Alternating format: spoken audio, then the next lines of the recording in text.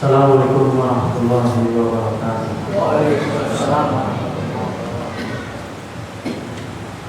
Alhamdulillah hamdan katsiran thayyiban barakan fihi kama yuhibbu rabbuna wa yarda. Asyhadu an la ilaha illallah wahdahu la syarika lah wa asyhadu anna Muhammadan abduhu wa rasuluh sallallahu alaihi wa ala alihi wa ashabihi wa man tabi'ahum ila yaumil qiyamah. Amma ba'd. Ya ayyuhalladzina amanu taqullaha haqqa tuqatih wa la tamutunna illa wa antum muslimun.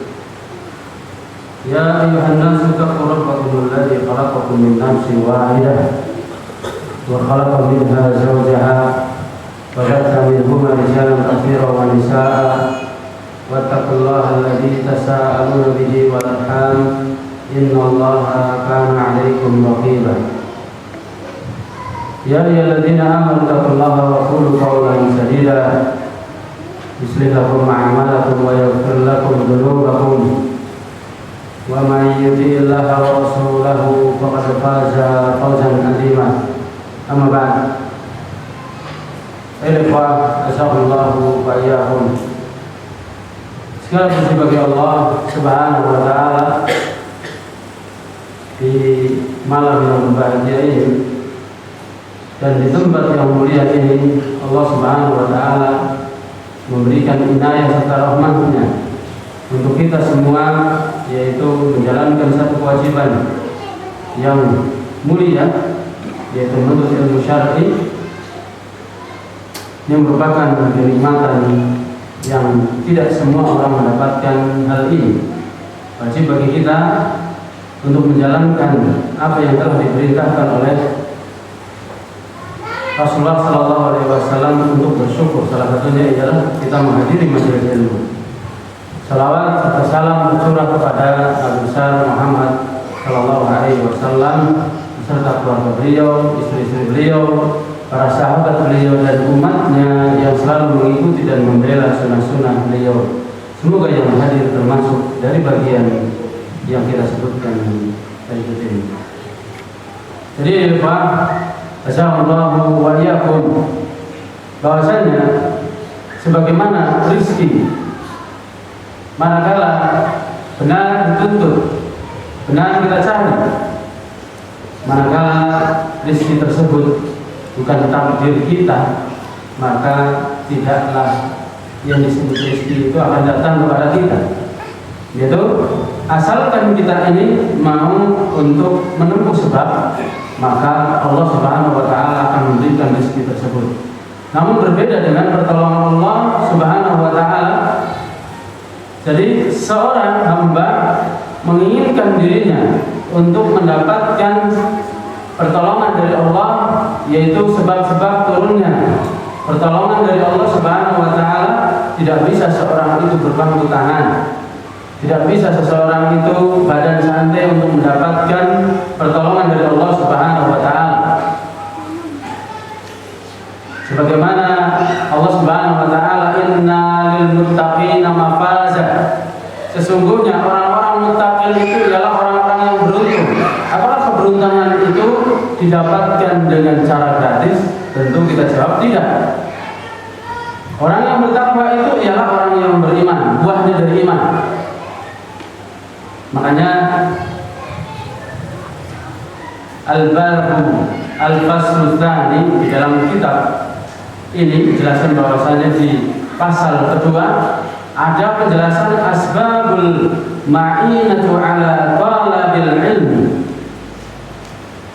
Jadi sebab-sebab pertolongan kepada para penuntut ilmu. Ini judulnya saja secara khusus. Siapa yang mendapatkan pertolongan? Nantinya salah satunya ialah para penuntut ilmu. Nah, perlu kita ketahui jemaah yang dimuliakan oleh Allah Subhanahu wa taala. Allah Subhanahu wa taala berfirman, ya ayyuhalladzina amanu in tansurullaha yansurkum wa yuthabbit aqdamakum.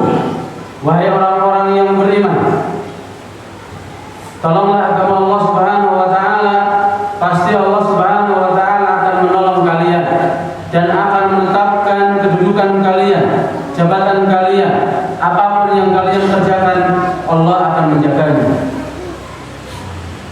Jadi jamaah yang dimuliakan oleh Allah Subhanahu wa taala, seorang bisa mendapatkan pertolongan dari Allah Subhanahu wa taala salah satunya ialah dengan menolong agama Allah. Itu nanti di poin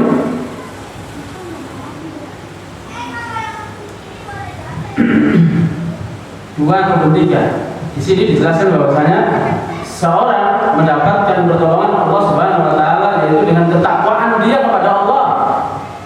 Takwanya dia kepada Allah Subhanahu wa taala. Dan ini ialah wasiat dari Allah Subhanahu wa taala di dalam surat An-Nisa ayat 103. Tadi saya sudah jelaskan sedikit bahwasanya ketakwaan itu muncul dari keimanan. Keimanan itu muncul dari ilmu. Ilmu itu muncul dari niat. Niat itu muncul dari kita ingin kebodohan kita ini terangkat. Nah, kebodohan kita ini ingin kita ini terangkat dengan jalan memaksa diri kita untuk berbuat yang baik. Karena kalau yang berbuat jelek itu sudah menjadi fitrah atau yang disenangi oleh hati kita, oleh jiwa kita. Allah Subhanahu wa taala berfirman, "Inna nafsa la amaratu bis-su'." Sesungguhnya jiwa itu, diri kita ini senangnya condongnya kepada yang jelek-jelek. Gak mungkin kita ini senang yang baik-baik kecuali kita ini sudah memaksa diri kita untuk untuk senang terhadap yang baik-baik. Jadi fitrah jeleknya adalah setiap manusia mempunyai kecondongan untuk sesuatu yang jelek. Antara ngaji dengan gak ngaji, itu enak gak ngaji. Hanya segelintir orang yang mengatakan kalau saya gak ngaji pokoknya pusing. Benar Pak? Atau di saat jadwal gak ada, alhamdulillah saya gak kesini lagi.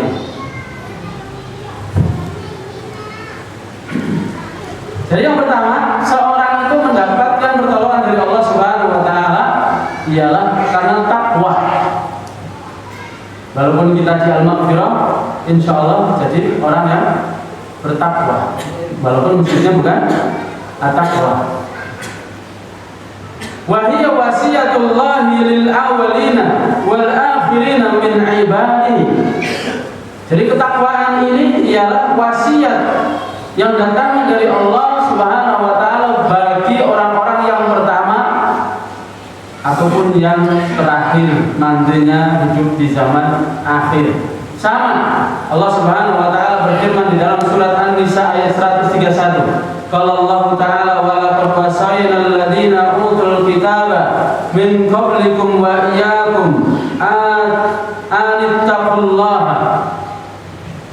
Dan sungguh-sungguh, jadi kalau masuk ke fi'il madhi, kata kerja fi'il madhi itu sudah sungguh artinya, apalagi laqad maka artinya dan sungguh-sungguh kami wasiatkan orang-orang yang mereka diberikan kitab, Nasara dan Yahudi, yaitu agama samawat, agama yang turunnya dari langit, dan orang-orang sebelum kalian agar mereka bertakwa kepada Allah Subhanahu wa taala. Wa in takfuru fa inna lillahi ma fis samawati wa ma fil ard. Wa kana Allahu ghaniyyan hamida. Dan jika kalian itu diperintah untuk bertakwa kepada Allah Subhanahu wa taala, itu enggak mau, maka sesungguhnya Allah Subhanahu wa taala tidak rugi segala sesuatu apapun. Sesungguhnya Allah Subhanahu wa taala yang memiliki langit dan apa-apa yang ada di bumi, dan adalah Allah sebenar-benarnya zat yang maha kaya lagi maha terpuji. Jadi kalau kita mau bertakwa kepada Allah Subhanahu wa taala, Allah akan menolong kita. Namun manakala kita ini tidak mau bertakwa kepada Allah Subhanahu wa taala, Allah tidak akan rugi. Bukan hanya itu kita akan diazab, akan disiksa dengan ancaman siksaan yang pedih. Sebabnya ketakwaan kepada Allah Subhanahu wa taala ialah satu kewajiban yang wajib dijalankan oleh setiap hamba yang mengaku dirinya sebagai mukmin ataupun mukminah. Ini merupakan wasiat yang langsung disampaikan oleh Allah Subhanahu wa taala di dalam Al-Qur'anul Karim. Dan selanjutnya ialah masih dalam pembahasan ketakwaan. Rasulullah sallallahu alaihi wasallam juga mewasiatkan, wasiatul Rasul sallallahu alaihi wasallam li ummati wa an Abi Umamah amamata saddiqni ajlanil bahili, dari sahabat Abi Umamah Saddi bin Ajlan al-Bahili, bukan bahil ya, pakai ha, al-Bahili. Beliau radhiyallahu anhu berkata, sami'tu Rasulullah sallallahu alaihi wasallam yakhutubu fi hajatil wada'i. Jadi beliau Abi Abu Umamah pernah mendengar dari Rasulullah sallallahu alaihi wasallam di saat khutbah. Rasulullah sallallahu alaihi wasallam di haji perpisahan, ittaqu rabbakum wa sallu khamsakum. Salah satunya ialah wasiat beliau, bertakwalah kalian dan kerjakanlah salat 5 waktu. Makanya kalau orang dikatakan bertakwa kepada Allah, salatnya 5 waktu. Wasumu sahrakum. Begitu juga bertakwa, tanda dari orang yang bertakwa ialah apa? Wasumu syahrakum. Kalian berpuasa dalam puasa yang khusus, yaitu bulan suci Ramadan. Wa'adu zakata amwalikum. Dan tunaikanlah zakat-zakat kalian, yaitu harta kalian. Wa'ati'u umara'akum. Dan bertakwalah, taatlah kepada pemimpin-pemimpin kalian. Tadkhulu jannata rabbikum. Setelah itu apa? Setelah kita ini bertakwa kepada Allah Subhanahu wa taala dengan dibuktikan dengan salat kita, puasa Ramadan kita, dan menunaikan zakat kita, yaitu zakat harta kita, dan menaati perintah dari perintah Amirul Mukminin, yaitu pemerintah kita, selama tidak menyuruh pada kemaksiatan, maka silahkan kalian masuk ke surganya Allah Subhanahu wa ta'ala. Allahu Akbar. Jadi jamaah yang dimuliakan oleh Allah Subhanahu wa ta'ala, bahwasanya ketakwaan ini bukanlah sekedar ungkapan yang muncul dari lisan-lisan setiap orang. Bahwasanya ketakwaan itu al-burhan, as-shadaqatu burhan. Sedekah kita, infak kita ialah termasuk burhan.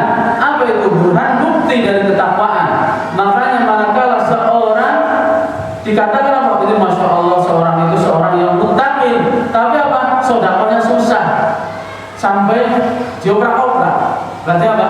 Naqisul muttaqin, belum dikatakan sebagai orang yang bertakwa. Misal pun dikatakan orang yang bertakwa, dia itu apa?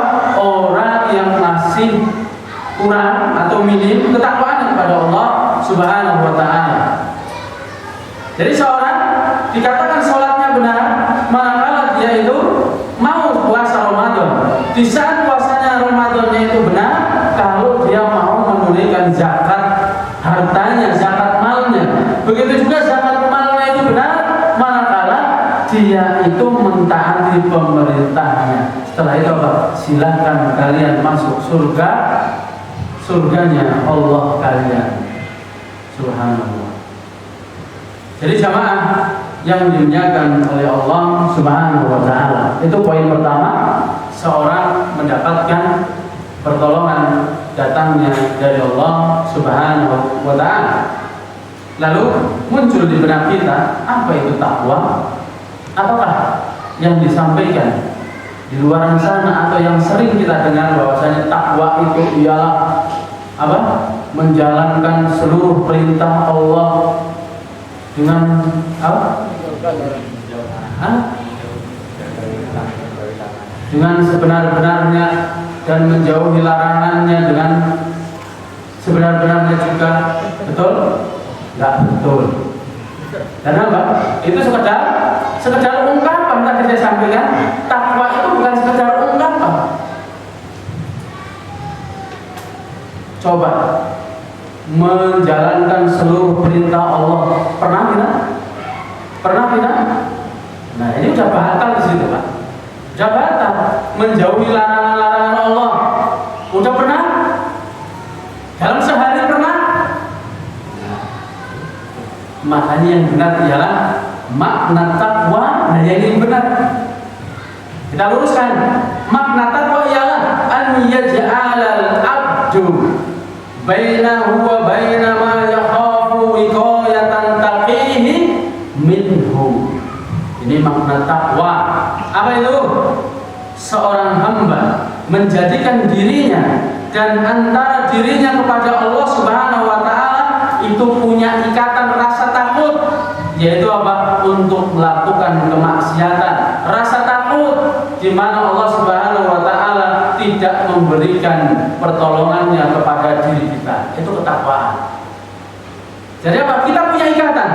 Baru muncul tadi menjalankan seluruh ketaatan dan akan menjauhi seluruh larangan.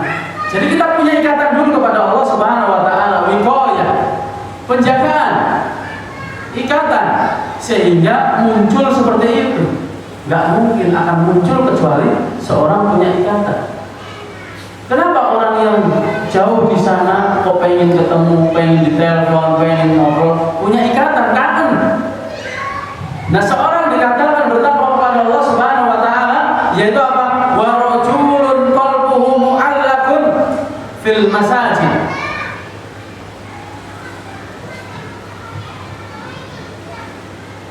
Salah satu tanda seorang bertakwa ya hati seseorang itu terkait, tergantung, kangen untuk hadir di masjid-masjid Allah Subhanahu wa taala. Kenapa? Ada wiqayah, ada ikatan batin antara sesama kaum muslimin. Lah kaum muslimin kok pengen ketemu, kenapa? Karena ada ikatan kepada Allah Subhanahu wa taala. Makanya takwa ini ialah tingkat tinggi buat dari keimanan. Bahkan sebagian mengatakan bahwasannya takwa itu ialah banyak yang memiliki, hanya orang-orang yang memiliki orang-orang muhsin. Apa itu orang-orang muhsin? Dia merasa diawasi oleh Allah Subhanahu wa taala. Muraqabatullah. Orang-orang yang merasa diawasi oleh Allah Subhanahu wa taala yaitu orang yang bertakwa. Tapi kalau diawasi oleh makhluk belum, masih orang muslim. Wattaqwal abdi rabbuhu an yaj'ala bainahu wa baina man yakhshahu min ghadbihi wa syakhtihi wiqayatan taqihi min dalika. Jadi dijelaskan lagi bahwasanya ketakwaan hamba kepada Allah Subhanahu wa taala, kepada Rabb-nya, yaitu hamba itu menjadikan dirinya dan antara Allah, yaitu apa? Tidak bersuloh, tidak apa? Suudzon pada Allah Subhanahu wa taala, tidak marah tentang apa yang diberikan kepada Allah Subhanahu wa taala kepada diri kita atau kepada hamba yang lain. Itu takwa. Makanya orang hasad itu takwa tidak. Kenapa? Aslinya orang itu marah sama siapa? Allah, tidak marah sama yang dihasati. Ini benar bahasa Indonesia mungkin? Apa dihasati? Itu benar apa? Dihasati. Jadi disebutkan, dijelaskan di sini bahwasanya seorang bertakwa yaitu orang yang takut untuk marah kepada apa? Ketentuan Allah. Seorang ini dikasihkan pemahaman ini, seorang ini dikasihkan harta, dikasihkan ini. Terus kita nggak terima. Hakikatnya kita ini tidaklah marah kepada makhluknya Allah, hambanya Allah, tapi marahnya kepada siapa? Allah Subhanahu wa taala. Apa manfaatnya kita membaca Al-Falaq? Ya, apa manfaatnya kita membaca Al-Falaq? Nggak ada manfaatnya. Makanya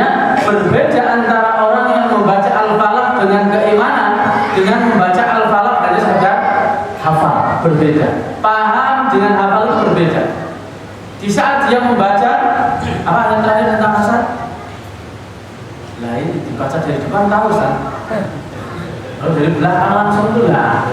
Paham Pak? Saya nggak minta hafal, paham. Jadi apa? Langsung mau beli apa? Ini ya. Nggak apa? Silakan dicek sendiri. Nah, itu nggak paham. Ayat tentang hasad di dalam surat Al-Falaq. Ayo nggak usah mikir. Min syarri hasidin idza hasad, dari kejelekan orang-orang yang hasad apabila dia melakukan hasadnya. Itu. Nah, ini siapa yang membaca? Siapa yang memahami? Siapa yang melakukan? Orang yang bertakwa. Jadi minta pertolongan kepada Allah, bukan apa? Sama orang hasad mah gampang, kecil. Nanti apa? Siapkan alat juga hilang. Gak bisa. Apa itu hasad? Jamaah yang dimuliakan oleh Allah Subhanahu wa taala, menginginkan kenikmatan seseorang hamba itu hilang dan berpindah kepada diri kita. Alhamdulillah. Menginginkan hilang saja jelek, kok pengennya pindah ke kita? Coba lihatin, nanti mobilnya hilang loh. Ya apa? Mampir kita. Tidak seperti itu ya. Jadi apa? Kita ini asalnya membenci nikmat Allah yang diberikan kepada orang lain. Itu hasad. Salah satunya ialah dengan apa? Mentadaburi surat Al-Falaq.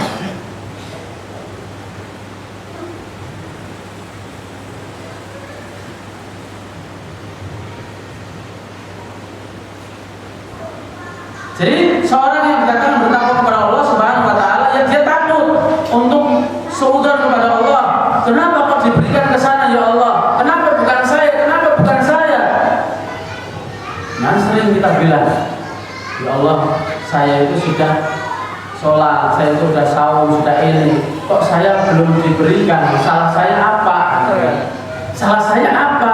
Lah kalau dikasih suara, lari Pak, lari. Salah kamu banyak, digegerkan, salah kamu banyak.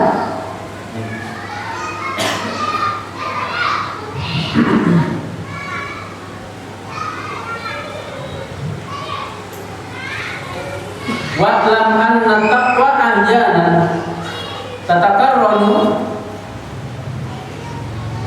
bil birri fayuqalu birrun wa taqwa kama fi qaulihi ta'ala fata'awwanu 'alal birri wat taqwa. Terkadang takwa itu maksudnya ialah dekat dengan kebaikan. Jadi kalau seorang itu dekatnya kepada kemaksiatan, tadi hasad dan yang lainnya, jelas mau ngomong apapun, mau ada kabar apapun, orang itu dihukumi tidak bertakwa. Walaupun pakaiannya apa? Mungkin pakaian ketakwaan sampai bajunya merek apa? At-Taqwa Collection. Gak ngaruh, sama sekali gak ngaruh. Takwa itu apa? Amal qalbi. Takwa itu amal hati yang dibenarkan dengan anggota badan. Nah, dalilnya di mana? Bahwasannya ketakwaan itu ialah kebaikan. Allah Subhanahu wa taala berfirman, dan saling menolonglah, kalian saling tolong menolonglah dalam kebaikan dan dalam ketakwaan. Dalam surat Al-Maidah ayat 2 ini menjelaskan bahwasanya janganlah kalian itu saling menolong dalam urusan kebatilan, kejelekan, jangan. Yang harusnya apa? Saling melemahkanlah antara apa? Di atas kebatilan dan kesesatan. Jangan saling menguatkan. Nah, ini yang tadi dijelaskan bahwasanya kejelekan itu pasti saling menolong. Tapi kalau kebaikan saling secara hukum asal loh. Secara hukum asal kejelekan itu akan saling nolong. Kebaikan akan saling gembosi. Ini jangan dipahami mentah-mentah ya. Kita akan jelaskan. Jadi sifat dari kejelekan itu, semakin banyak orang yang kelakuannya jelek, mohon maaf, semakin membusuk kelakuannya, semakin kuat itu kejelekan tersebut. Tapi kalau kebaikan dari jumlah kita misal 100 atau 1000, yang maksiat satu akan hancur kebaikan tersebut gara-gara satu orang yang maksiat. Jadi kalau kejelekan semakin anggotanya itu semakin jelek, maka semakin menguat. Tapi kalau ada yang bertobat satu, dia akan semakin melemah. Tapi di saat kebaikan, seorang bermaksiat satu, pasukannya 1000, itu yang 999 kali. Dan orang itu akan lebih mudah untuk kena kejelekan dibandingkan terkena kemasukan kebaikan. Masuknya kebaikan itu lebih sulit dibandingkan masuknya kejelekan. Kejelekan itu menyambar, tapi kalau kebaikan apa namanya? Berproses. Tapi kalau kejelekan segera menyambar. Makanya di saat kita menyalakan kompor gas, jangan baygon disemprotkan, yang lain sebabnya apa? Menyambar, itulah kejelekan. Tapi di saat kebaikan kita ngepel, anak kita masuk dengan tanpa pakai sandal, yang wangi itu sempurna atau tidak sempurna? Yang dipel itu sempurna atau tidak sempurna? Tidak sempurna. Terus orang yang melakukan ngepel tersebut itu anak atau marah? Dua-duanya. Itulah ketakwaan. Itulah ketakwaan. Dan ketakwaan itu juga apa? Wujud dari keikhlasan. Dan keikhlasan itu apa? Pujian nggak ngaruh, cacian apalagi. Pujian jangan ngaruh, apalagi kok cacian. Nah kalau seorang itu apa? Masya Allah rajin banget, besok ditambahin. Ini tanda nggak ikhlas. Lah baru gitu aja belagu. Nah, padahal kita nggak apa-apain gitu. Terus kita berkurang. Itu apa? Tanda nggak ikhlas. Seorang ikhlas itu apa? Nggak perlu masjidnya al-ikhlas, PPK-nya al-ikhlas, merek bajunya al-ikhlas, nggak perlu. Tapi apa? Ujian nggak ngaruh, cacian nggak ngaruh, jalan terus. Itu namanya apa? Ikhlas. Disampaikan oleh para ulama ialah dijelaskan bahwasanya ada satu peristiwa, ada dua orang yang naik keledai, anak sama bapak naik keledai, dan keledai ini salah satunya kenapa diharamkan? Karena binatang paling bodoh. Udah tahu dia itu nggak kuat, dia akan jalan terus sampai dia itu jatuh, mungkin sampai mati. Tapi kalau kuda, onta nggak mau, deprok apa ya? Nggak mau bangkit lagi, dia nggak mau maksa. Tapi keledai ini sampai mati pun dia mau. Itu salah satunya kenapa keledai itu apa? Diharamkan, suaranya jelek, terus bodohnya nggak ketulungan. Begitu juga di saat kita ini dalam urusan dunia, memang ini nasihat orang tua yang cocok dengan dalil, yaitu apa? Kita itu dalam mencari maisha atau mencari nafkah atau dalam urusan duniawi itu harus terpenuhi dua kalau bisa, nyaman dan duitnya banyak. Kalau nggak bisa, salah satu. Kenapa kok nggak keluar nyaman kok? Rumput kayak gini kok mau-maunya bertahan di sini loh, gaji saya gede kok. Nah itu. Lah kalau duitnya nggak ada, nyamannya nggak ada, ngapain dipertahankan? Itu orang cerdas tuh.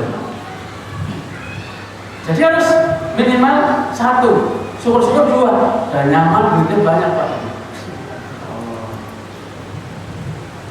Jadi jamaah yang dimuliakan oleh Allah Subhanahu Wa Taala, ada dua orang, ini masih berkaitan tentang keikhlasan, ya.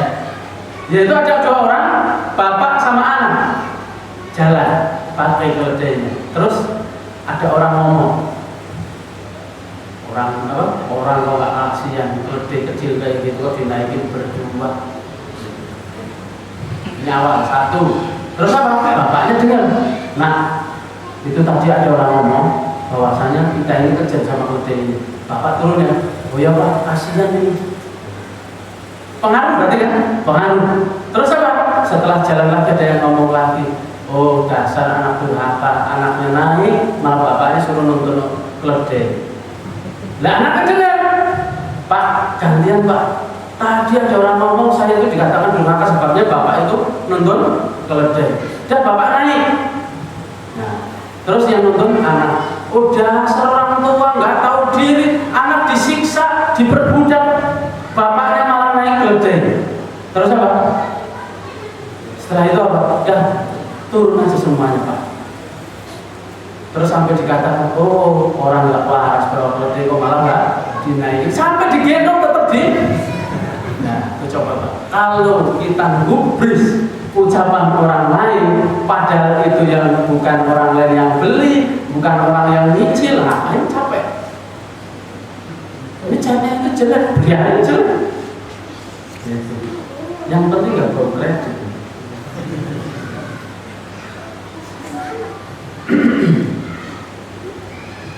Jadi jamaah yang dimuliakan oleh Allah Subhanahu wa Ta'ala, bahwasanya ketakwaan itu apa? Itu ialah orang-orang yang dia itu berjalan dengan ilmu. Gak mungkin orang itu bertakwa kecuali dengan ilmu. Tadi setelah saya mempelajari cerita asli ini ada di kitab ulama versi Arab tentang dua orang yang naik keledai. Itu capek. Coba dia itu jalan terus sampai itu nggak gubris orang lain. Dan begitu juga apa? Cara kita ini berdakwah kepada orang tua kita itu salah satunya ya diajak berpikir. Misalnya apa? Kalau misal anaknya datang malu dengan tampilan tidak sama dengan secara umum masyarakat secara umum, itu salah satunya kita sampaikan, Mbah atau Pak atau Bu, pernah kita ini makan itu minta atau utang ke keluarga, atau tiap hari itu utang beras ke tetangga, pernah nggak? Yo anti malu-maluin, nah ngapain ngurusin ucapan orang lain seperti itu? Itu seringnya apa? Seringnya masuk dibandingkan apa? Ini dalilnya ini, Al-Qurannya ini, sunnahnya ini, enggak mau. Kita ingin orang tua kita ini percaya apa yang kita yakini ini benar. Tapi apa? Kita pakainya saklek, sistem dobok, pantek. Pokoknya ini nggak boleh. Nah kita kan dulu seperti itu, langsung saklek itu. Alasannya apa? Fattaqullaha mastata'tum. Awal-awal dulu kan kita gitu, bertakwalah kepada Allah dengan sesuai kemampuan. Ini meninggalkan ayat di mana seharusnya kita ini apa? Menjalankan yang pertama. Ya ayyuhalladzina amanu taqullaha haqqa tuqatih. Wahai orang-orang yang beriman, bertakwalah dengan ketakwaan sebenar-benarnya. Sudah berusaha keras, bisa apa? Di satu ayat kok an-naba kok enggak nyangkut-nyangkut sampai sepekan sampai ini. Lah, saya ngimaminnya Al-Falaq, Anas, sudah berusaha gitu. Jangan apa? Fattaqullaha mastata'tum. Jangan diambil. Jangan diambil dulu, buktinya sering saya tanyakan di tempat lain. Misal gaji sekarang kita 5 juta, di tempat lain ada 10 juta. Pindah nggak Pak? Lah? Pindah nggak? Ya pindah. Begitu juga itu, yaitu apa? Fattaqullaha mastata'tum. Itu apa? Jika kita sudah berusaha keras nggak dapat, ya udah bertakwalah sesuai kemampuan. Dan ingat, bertakwalah dalam tafsir ini dijelaskan bahwasannya bertakwalah dengan sesuai kemampuan, maksudnya itu apa? Menjalankan yang wajib-wajib. Fattaqullaha mastata'tum. Saya sanggupnya maghrib, itu ayatnya ada jelas. Juga bisa. Ya ngambur. Yang wajib-wajib itu fattaqullaha mastata'tum. Tapi di saat kita pengen nambah pakai ayat ya ayyuhalladzina amanu taqullaha haqqa tuqatih. Seperti ini. Jadi begitu juga tidak tercela seorang itu apa? Saya nggak sholat ba'diyah apa? maghrib, isya, nggak ada celah. Fattaqullaha mastata'tum. Ini tenaga saya nanti buat duduk sampai selesai kajian. Loh, malah berdalih. Bukan fattaqullaha mastata'tum. Jadi apa? Orang cerdas itu memilih mana yang penting daripada yang paling penting. Pilih yang mana, Pak? Paling penting. Orang cerdas itu apa? Memilih yang tidak berguna dengan yang berguna. Pilih yang mana?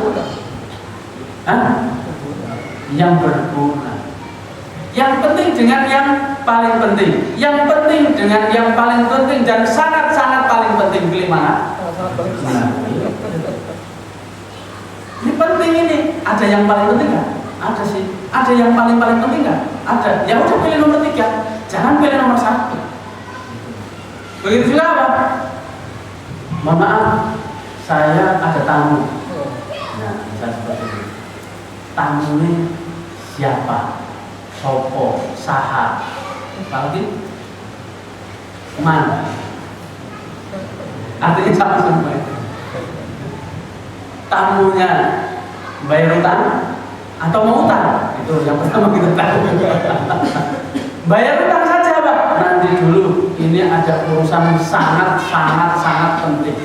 Apa? Mencari rahmat Allah Subhanahu wa taala agar saya bertakwa, menuntut ilmu. Manakala kita ini longgar dalam urusan apa? Pokoknya kalau setiap ada urusan pokoknya diurusi, bukan darurat diurusi. Ketakwaan ini akan minim masuk kepada diri kita. Ustaz, mohon maaf, Ustaz, izin. Ada tamu. Tamu siapa? Tamu siapa? Tamu teman dari pabrik. Lah besok aja ketemu sana. Ngapain sih bertamu? Oh kasar banget, itu agak kasar. Itu apa? Yo namu, tapi apa? Ngaji dulu yuk. Atau apa kita sampaikan bahwasanya apa? Silakan datang, tapi apa? Nanti kita bisa ngobrolnya setelah kajian selesai. Dijamin apa? Dimajukan atau akan diundurkan. Kenapa? Urusan menuntut ilmu itu sampai nomor 9 atau nomor 20 itu sebabnya apa? Kesalahan kita. Merasa menganggap bahwasanya itu apa? Sangat-sangat penting. Padahal apa? Terkadang apa? Enggak penting. Penting aja enggak penting. Hukum asal memuliakan tamu wajib. Tapi bertabrakan dengan yang sangat wajib itu tidak wajib. Jumlahnya udah paham? Ayo, udah. Hukum menjamu tamu, menyambut tamu wajib. Bertabrakan dengan yang sangat wajib, jadi tidak wajib, Pak. Yang ada wajibnya ialah ngajak. Yuk, kalau nggak mau ya udah. Nah itu loh, katanya man kana yu'minuna billahi wal yaumil akhir falyukrim dhaifahu. Itu mah demo ini namanya. Mau saya mau ngaji kok suruh nyambut tamu, ya nggak mau. Kalau mau ntar jam 9:30 celele.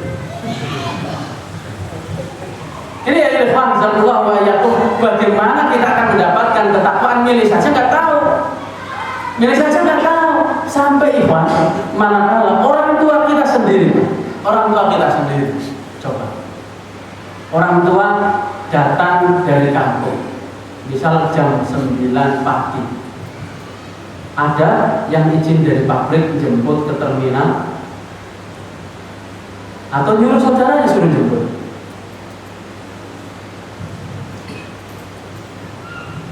Dijawab. Ada tidak? Ada. Hah? Izin ke pabrik bahwasanya saya hari ini izin pulang cepat sebabnya orang tua datang. Ada seperti itu? Ada. Benar? Sering? Tapi kalau dalam urusan akhirat baru rencana saja. Nanti kata apa? Ibu atau paman, pokoknya tamu dari kampung datangnya jam sekian. Saya khawatir nanti apa nggak kejemput, jadi saya nggak ngaji sebabnya. Maksudnya kita ini berani izin urusan apa? Apa? Iya, urusan akhirat. Pasal apa? Mungkin datangnya jam 10 malam, tapi izinnya sudah sore tadi. Bilang aja Saya hari ini lagi males. Udah jujur aja gitu. Lagi males. Jangan kita tutupi yang jelek itu dengan kebaikan. Seakan-akan kan berbakti kepada orang tua ya kan? Bahwasanya kita itu bisa berbakti kepada orang tua sebabnya apa? Karena kita bertakwa. Gak mungkin seorang itu bisa berbakti kepada orang tua tanpa ketakwaan, walaupun duitnya banyak, Pak. Duitnya banyak, kalau nggak bertakwa nggak mungkin bisa keluar duit, nggak mungkin bisa telepon, nggak mungkin bisa mengunjungi silaturahmi, nggak mungkin, Pak, kecuali dengan ketakwaan. Nuntut ilmu itu perintah Allah atau perintah Rasulullah? Ya dua-duanya. Perintah orang tua bukan? Bukan. Terus berbakti kepada orang tua perintah siapa? Terus antara berbakti kepada menuntut ilmu itu lebih wajib mana? Menuntut ilmu. Seorang yang berilmu bisa berbakti kepada orang tua. Seorang yang berbakti kepada orang tua tidak dihukumi sebagai orang yang berilmu sampai dia menuntut ilmu. Ini baru poin 1. Berapa jam? Berapa menit? Baru ketakwaan. Baru ketakwaan ini, Pak. Asyhadullahu wa iyyakum.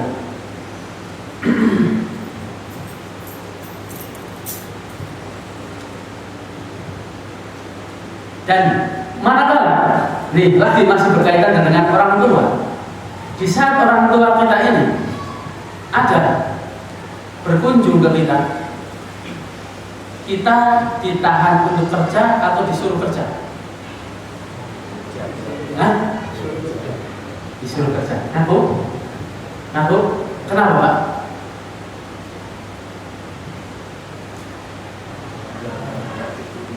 Wajib menjalankan yang wajib dulu.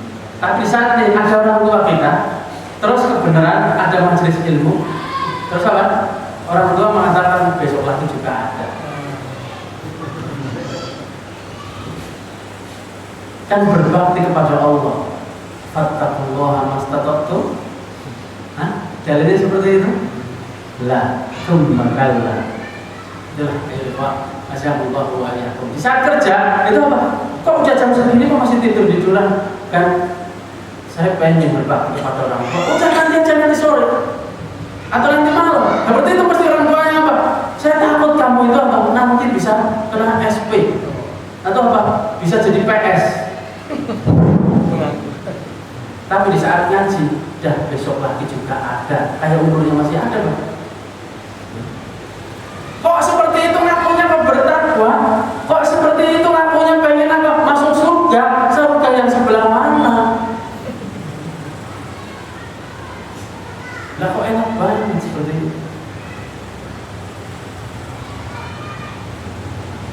Coba manakala kajian itu tiap hari, orang tua sepekan berarti apa? Libur terus gitu, Pak. Ya cobalah libur terus kerjanya, bisa nggak?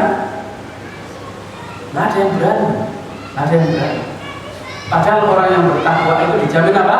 Wa may yattaqillaha yaj'al lahu makhraja wa yarzuqhu min haitsu la yahtasib. Loh. Saya ini sudah berusaha mengamalkan ayat ini, tapi kok susah terjadinya. Kalau kita ghairu takwa, kita ini orang yang kurang bertakwa, hanya sekadar mempelajari tulisan takwa, ya nggak bisa. Bisa dikira-kira per bulan ini, itu belum bertakwa. Tapi tiba-tiba pada pemasukan yang kita tidak tahu, tidak kita ketahui, tiba-tiba ujuk-ujuk, bajaatan, itu ialah orang bertakwa. Tapi apa sudah dikira-kira ini sumbernya dari ini, nggak bertakwa. Bisa ditebakkan, Pak? Gaji saya sekian, bisa ditebak? Belum bertakwa. Kok diam jadinya? Nah, disebutkan apa? Sifat dari orang bertakwa itu apa? Wa yarzuqhum min haitsu la yahtasib. Allah akan memberikan rezeki kepada orang yang bertakwa dari sisi yang tidak diduga. Itu diduga enggak? Diduga enggak? Oh, udah biasa ngitung. Belum keluar slip gajinya saya sudah tahu, jangan. Karena nggak ada slip gaji, langsung transfer. Tapi transfernya kita bisa tahu kan, kira-kiranya sekian, bisa tahu?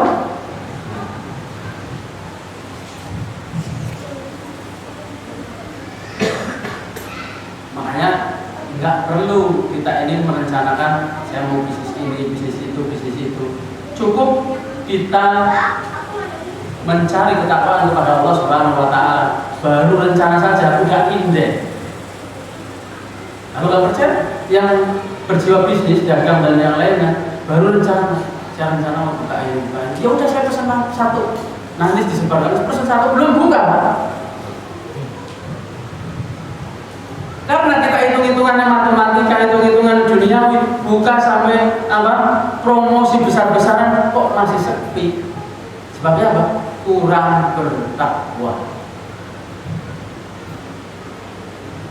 Allah Subhanahu wa Ta'ala berfirman di dalam surat Al-Anfal ayat ke-29, ya ayyuhalladzina amanu in tattaqullaha yaj'al lakum furqana wa yukaffir ankum sayyi'atikum wa yaghfir lakum wallahu dzu fadlil 'adzim. Ini fungsi dari ketakwaan. Wahai orang-orang yang beriman, jika kalian bertakwa kepada Allah Subhanahu wa Ta'ala, maka Allah Subhanahu wa Ta'ala akan menjadikan kalian itu sebagai pembeda.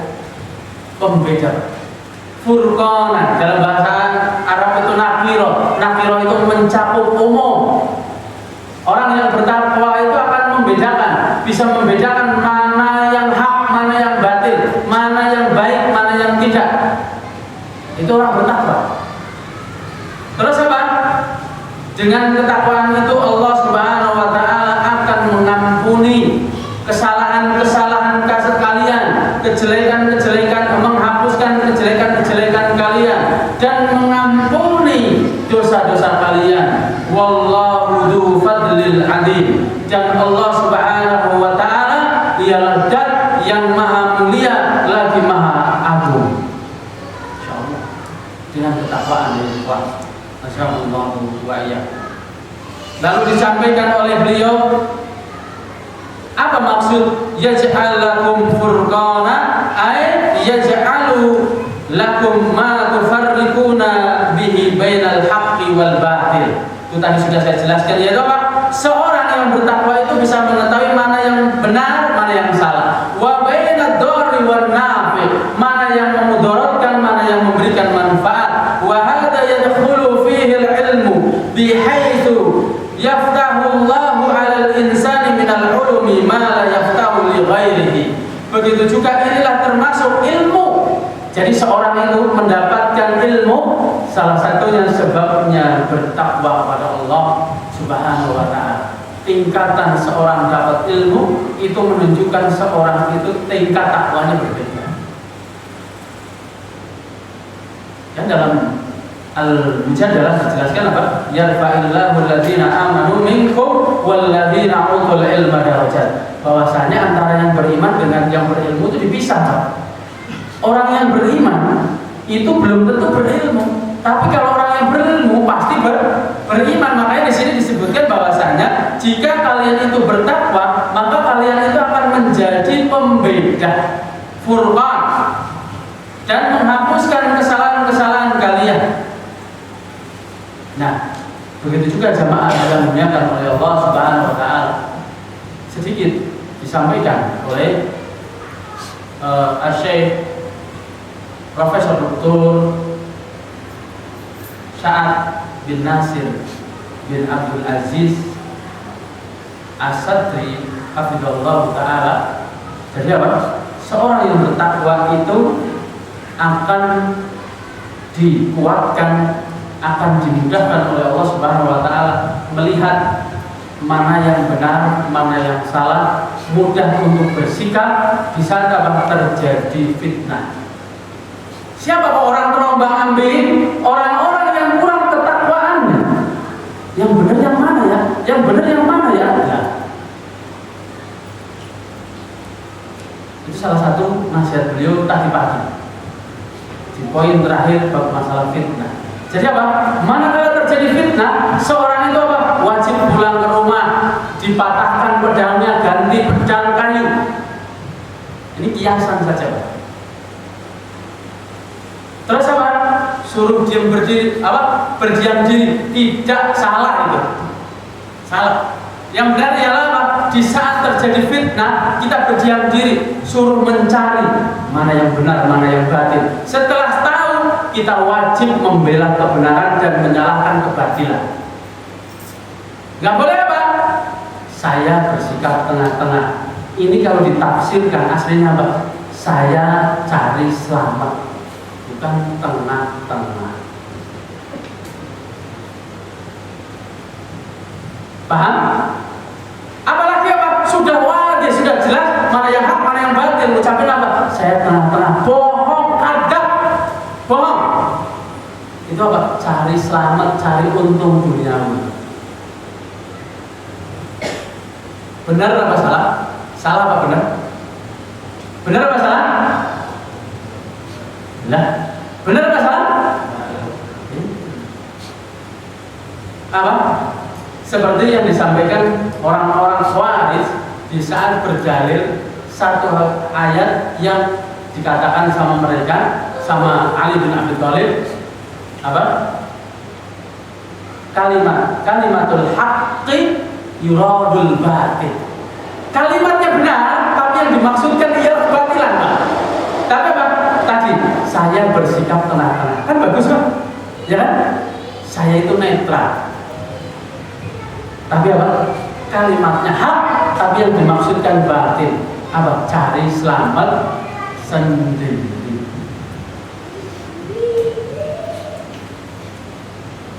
Nah, tadi maksud dari apa? Nasihat beliau untuk apa? Di saat terjadi fitnah, pulanglah kalian, patahkan pedang kalian, gantilah pedang kayu. Itu apa? Suruh cek, suruh tabayun. Dicari, ditanya. Setelah udah jelas, kamu ini salah. Oh, kamu ini benar, lanjutkan. Harus berani bersikap seperti itu. Itu namanya apa? Berdiam diri di saat terjadi fitnah. Bukan apa berdiam diri, tapi ngeblok ke salah satu karena ada PT, karena ada job, ada sesuatu yang menguntungkan duniawi. Ini bukan bersikap tengah-tengah. Pada diam benar, Pak? Meresap, Pak? Nggak ada sapi di sini. Keringat, banting tulang, ngurusin ilmu ini, ketakwaannya. Jangan meresap di sini. Siapa yang mempel? Jadi seperti itu jamaah yang dimuliakan oleh Allah Subhanahu wa Ta'ala, bahwasanya banyak ungkapan-ungkapan yang baik yang dimaksudkan ialah kebatilan. Orang yang bertakwa tidak bisa ditipu, nggak bisa. Sampai kenapa?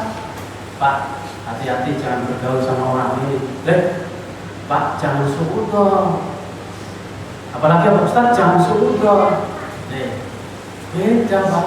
Suudzon dengan firasah berbeda. Dijelaskan dalam satu ayat apa? Ba'dudzon, jangan. Tidak boleh kalian itu berprasangka buruk, karena sebagian prasangka itu mendatangkan dosa. Berarti sebagiannya tidak berdosa, Pak. Yang nggak berdosa bagaimana? Don yang disekolahkan berubah menjadi firasat. Nah, siapa don? Siapa yang pengguna don? Ini bukan Tegaliun atau Kebomeniun, ya, wadon bukan wadon. Tapi apa? Don ini yang melakukan orang-orang awam, orang-orang bodoh. Jadi kalau kita ini banyak don, berarti nggak usah sampai kita dibodoh-bodohin, ngaku saja kita bodoh. Siapa firasat? Firasat itu siapa yang melakukan? Ahlul ilmi. Makanya di saat apa? Ada ustadz menasihati ke muridnya, ke jamaahnya, Pak, Mas, Dek, hati-hati dengan orang ini. Ustaz, jangan suudzon. Ini salah. Ya. Karena apa? Seorang dai ataupun siapa menyebutkan itu dengan meneliti. Kalau belum meneliti ya tidak. Bisa dipahami? Allah Subhanahu wa taala berfirman di dalam surat Al-Hujurat ayat ke-6. Ini masih berkaitan dengan tadi. Seorang yang bertakwa itu bisa membedakan mana hak, mana yang batil. Ya ayyuhalladzina amanu in ja'akum fasiqun fatabayyanu binaba'in fatabayyanu. Wahai orang-orang yang beriman, jika ada salah satu orang fasik datang kepada kamu memberikan kabar penting, apalagi berkaitan tentang dakwah, berkaitan tentang kebaikan umat, terus apa beritanya miring, fatabayyanu, carilah kejelasan. Kalau tidak, antusibu qauman bijahalatin fatusbihu nadimin. Kalau tidak, kalian akan menimpakan mudarat, menimpakan kedoliman kepada salah satu kaum atau satu orang disebabkan kebodohanmu, tidak tabayun. Fatusbihu nadimin. Setelah itu apa? Mesti orang nggak tabayun itu akan nyesel. Disebutkan di dalam surat ini pasti nyesel. Nah, saya ingin jelaskan fasik itu siapa? Tukang dusta, sering banyak dusta. Misal 10 perkataan, paling yang benar 7. Ini fasik. 7, 3. Jadi lebih banyak bohongnya. Itu fasik. Terus apa? Banyak maksiat. Itu orang fasik. Jadi kalau ada orang seperti ini mengkabarkan sesuatu, jangan dipercaya sampai kita mencari penjelasan. Tabayyun itu dari kata tabayyana, ya tabayyunan, mutabayyinun. Nah, orang yang mendengar wajib mutabayyinun, mencari penjelasan. Ke siapa? Kepada orang yang dituduh. Jangan kepada orang yang apa? Yang dituduh. Pak Dasiran itu orang Purworejo. Terus apa? Datang ke Anda. Benar Ustaz? Pak Dasiran itu orang Purworejo. Ya benar, misalnya seperti itu. Harusnya apa? Datang ke siapa? Pak Dasiran. Minta KTP-nya Pak. Ya gitu. Tanggal lahirnya kan kelihatan, ya kan? Tanggal sekian, bulan ini, depannya mesti apa? Ada Purworejo. Itu namanya tabayun. Begitu juga sikapnya dari Imam Ahmad bin Hanbal di saat murid-muridnya itu kebingungan. Bukti nyata bahwasannya dari peristiwa. Jadi saya jaga. Baru poin 1, Masya Allah. Kemarin kita membahas hukum Nabi, mau dilanjutkan, nanti kurang unik juga. Katanya, kata siapa? Kata saya. Itu apa?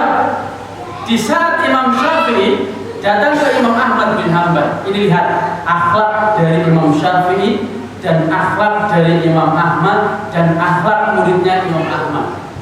Tolong catat 3 akhlaknya. Ini berkaitan dengan tabayun, berkaitan dengan ketakwaan. Mungkin nanti poin 2, 3, 4 karena sebab-sebab datangnya pertolongan dari Allah Subhanahu wa taala itu 4 poin. Ini baru 1 poin. Sudah sejam muncul setitik. Jadi di saat Imam Syafi'i rahimahullah rahmatan wasi'atan itu berkunjung ke markasnya, ke pondok pesantrennya Imam Ahmad bin Hanbal. Sebelumnya itu Imam Ahmad bin Hanbal itu sering menceritakan bagaimana kebaikan-kebaikannya Imam Syafi'i. Nanti tolong hati-hati, kalau nggak paham tolong ditanya. Jangan langsung dipahami sendiri, langsung dipraktekkan, ya Pak. Tolong, ini sangat krusial UGD. Benar? Terus apa? Karena murid-muridnya Imam Ahmad itu sudah mendapatkan cerita dari Imam Ahmad, maka mereka pengen segera membuktikan bahwasanya Imam Syafi'i ini orangnya warok, bukan warok. Warok itu rakus, tempat salah. Kalau warok makannya sedikit, 3 jari Pak. Nah kalau tempat saya warok rakus,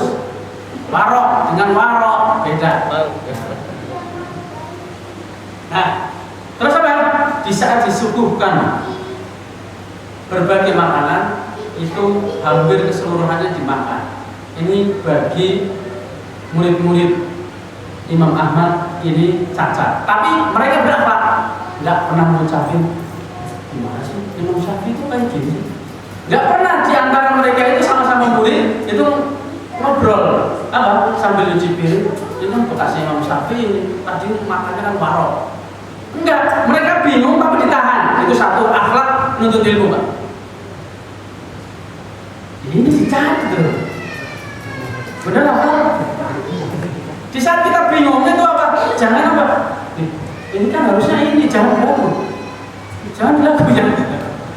Kita ini penuntut ilmu. Jangan kita langsung menghukum itu pada orang yang di atas kita. Salah, pasti salah. Wong kita suudon saja salah kok, Pak. Apalagi kita ngomong. Nah, dari sini apa?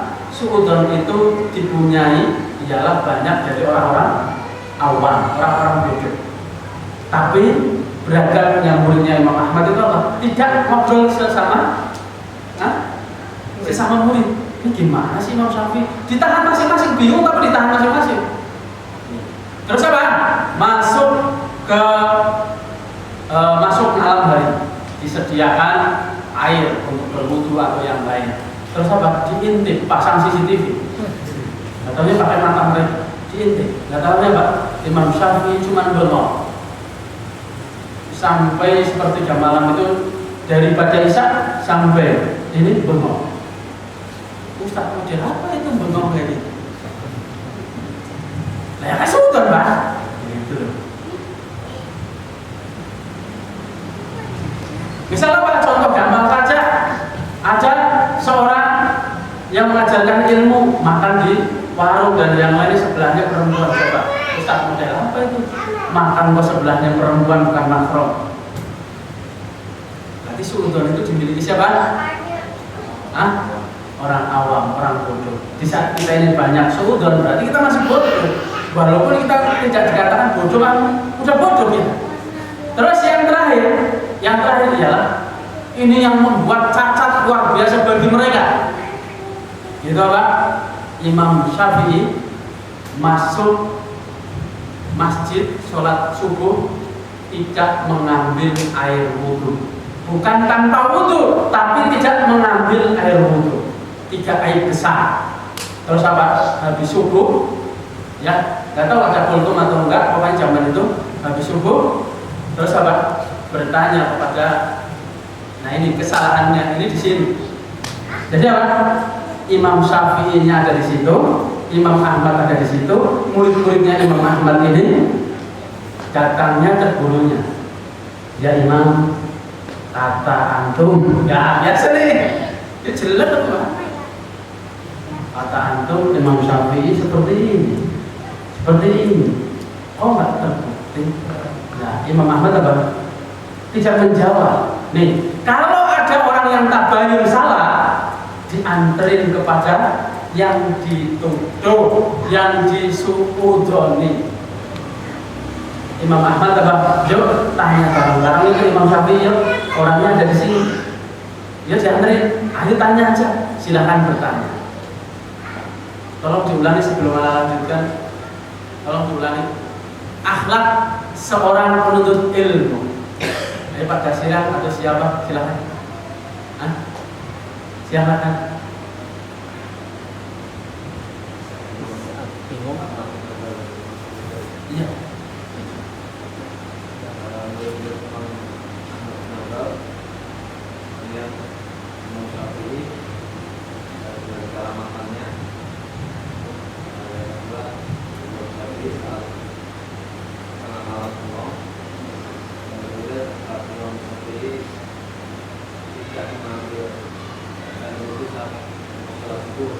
Nah, ya akhlak dari murid-muridnya Imam Ahmad ini apa akhlaknya? Di saat melihat 3 aib ini bagi mereka. Nah, ini akhlaknya. Terus tidak berakhlaknya mereka apa? Itu loh. Datang ke Imam Ahmad, berarti seringnya itu murid itu mesti tempatnya salah. Nah gurunya itu jangan mudah dengerin murid. Saat kayak gini.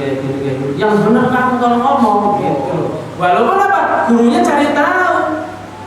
Tapi di depan muridnya itu apa? Yang benar itu kalau ngomong.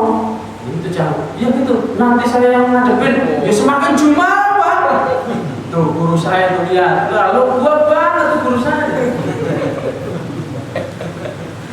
Ini dua-duanya bodoh Pak. Jadi dua-duanya ikut awam. Nah pas dia yuk tanya langsung sama Imam Syafi'i. Wah Imam mohon maaf. Gak tahu ya Pak. Keder Pak. Murid-muridnya Imam Ahmad itu kalau bertanya langsung sama orang yang lebih berilmu itu takut. Makanya tanyanya kepada benar ya ini. Wah salah sasaran. Yuk saya anterin. Wah besok lagi ya. Wah berarti kamu juga sering pura-pura gitu. Tapi kalau misal bertanya seperti itu, saya anterin, iya itu kebenaran yuk, anterin. Ini tabayin bener Pak. Tapi pas dia saya pengen tabayin, tapi saya ke antum dulu. Ini bukan tabayin, tapi apa? Memberikan subhat pelan-pelan. Dengan ungkapan apa? Ini yang banyak seton yang apa? Berfisik. Dengan ungkapan yang terbaru apa? Nanti antum akan tahu sendiri. Na'udzubillah. Tahu nggak tahu itu wajib dengan ilmu. Nanti antum akan tahu sendiri. Tahu apa? Tahu antum itu bodoh? Itu dibalikin seperti itu. Kok pada diam? Ngepret bener? Salah sendiri mengiyakan sebab-sebab datangnya. Terus apa? Bertanya, wahai Imam mohon maaf. Jadi di saat ada yang perwakilan menyampaikan, nggak taunya murid-murid Imam Syafi'i sama semua. Saya mendengar dari guru saya bahwasanya Anda itu orang yang marah. Tapi saya melihat Anda itu hampir di meja itu apa yang di meja hampir semuanya dimakan oleh Imam. Oh gitu ya. Nah itu sambil senyum Imam Syafi'i berkata bahwasanya saya seumur hidup nggak pernah makan seperti itu. Baru sekali-kalinya ini di tempatnya Imam Ahmad bin Hanbal, dan Imam Ahmad bin Hanbal juga baru sekali-kalinya melihat, tapi beliau memang sudah orang paham, jadinya diam. Kenapa saya makan seperti ini, waroknya seperti ini, gembulnya seperti ini? Sebabnya Pak, saya yakin bahwasanya makanan minumannya Imam Ahmad bin Hanbal halalan thayyiban biduni subha. Saya yakin makanannya Imam Ahmad bin Hanbal dan minumannya Imam Ahmad bin Hanbal dicari, diambil dari rezeki yang halal tanpa subhat. Makanya saya ingin makan ini untuk menguatkan saya untuk ibadah, untuk ilmu. Langsung jos. Poin satu lo langsung jos. Oh gitu. Gini saya. Poin kedua. Biasanya kan, biasanya kan, ini metode juga jelek. Ustaz mau apa? Ngomongnya mau bertanya begini Ustaz, ini bukan bertanya. Mau bertanya begini. Begini itu bentuk kering, itu begini gitu. Terus apa? Kenapa Anda itu tidak sholat tahajud? Nah, ini. Lalu beliau menjawab gini. Nah, kalau yang menjawab boleh Pak. Kalau yang bertanya tidak boleh begini. Metode bertanya itu apa? Permisi, mohon maaf, itu loh. Jangan langsung serobot pakai kunci T. Metode bertanya itu permisi, mohon maaf, itu. Ilmu itu disiapkan untuk kita di saat kita mengucapkan seperti itu. Kita bertanya, yang paham orang lain, yang bertanya nggak paham, kenapa sebabnya? Nggak berada. Yang lain dengar jawabannya dan bertanya, oh iya perwakilan dari pertanyaan saya. Yang bertanya maka nggak paham, sebabnya apa? Nggak berada. Beliau rahimahullah rahmatan wasiat menyebutkan bahwasanya saya memikirkan satu hadis, nggak mungkin Rasulullah SAW berkata bersabda seperti itu kok tidak ada maknanya. Saya mengambil 1000 faedah dari ya Aba Umair ma fa'ala Nubair. Wahai bapaknya burung, apa yang dikerjakan burung tersebut padahal burung itu sudah meninggal. Lebih mulia lagi. perlu dijelaskan apa? Bahwasanya sholat tahajud itu untuk diri saya. Tapi kalau mempelajari, mentadaburi atau memikirkan hadis, mempelajari hadis untuk orang lain. Wah, hebat. 2 poin. 1 ya Syekh, 1 lagi. Bukan dari Mayu. Gitu kan? Kenapa Anda tidak mengambil air wudhu? Nah ini ingat, tidak mengambil air wudhu. Jadi tidak ke tempat wudhu. Mengambil air wudhu tidak wajib. Sebabnya apa? Saya masih punya wudhu. Tidak mengambil air wudhu bukan tidak punya wudhu. Tolong pahami. Bisa kan? Orang mantap apa sih? Tahunya nggak paham. Terus apa diceritakan bahwasanya dari habis isya sampai subuh saya nggak tidur dan belum batal. Jadi saya tidak punya kewajiban untuk berwudhu. Nah ini juga berlaku di saat apa? Ustadz itu pada maghrib kok nggak ngambil wudhu, nggak wajib. Afdoliyah. Jadi apa? Kalau setiap waktu sholat wudhu, afdoliyah bukan wajib.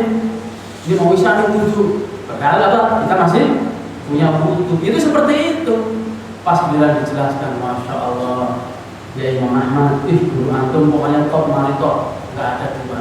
Lah, itu murid kalau udah dijelaskan baru apa? Percaya Pak. Tapi kalau sesama orang yang berilmu baru nampak saja di isi ini Pak, pakai firasat bukan pakai don. Paham?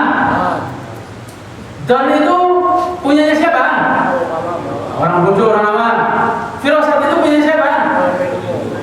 Firasat itu kata lainnya apa? Bahan dasar firasat itu apa? Sebelum jadi firasat apa?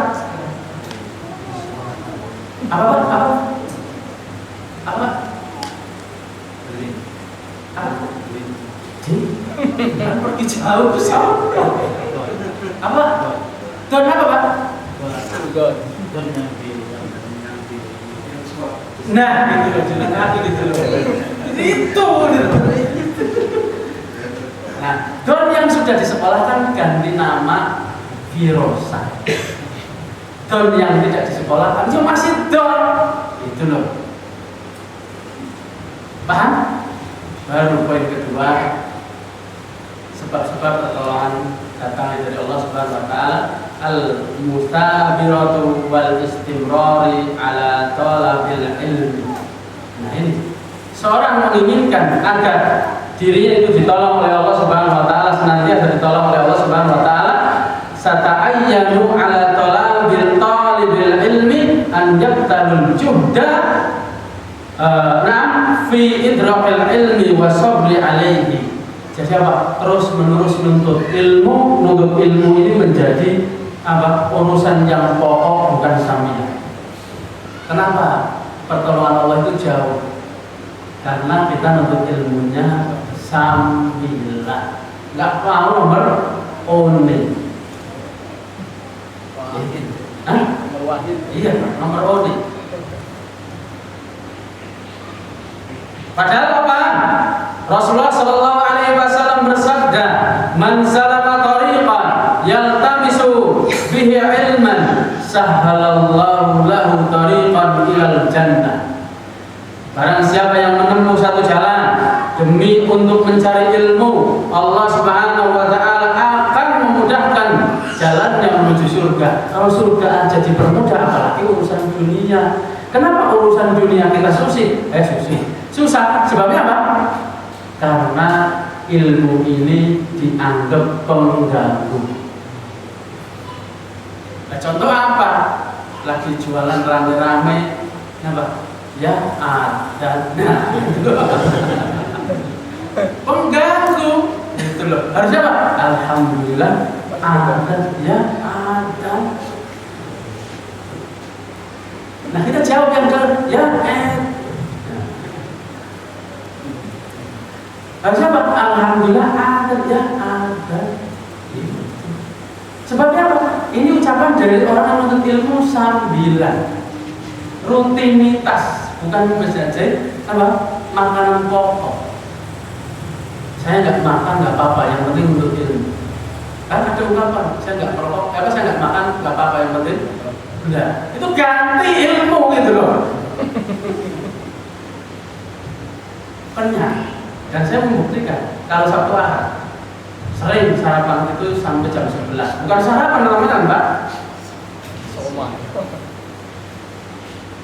Dilupakan makan, coba. Kalau kita makannya nggak lupa, ilmunya rontok semua. Makanya apa? Sering Ustaz, bagaimana kiat-kiat agar hafalan ini tidak mudah hilang. Ilmu jangan jadikan sambilan. Wis, baik. Yakin?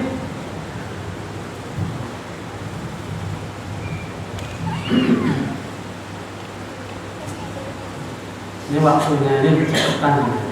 Tolong diputar lagi sampai setengah 8.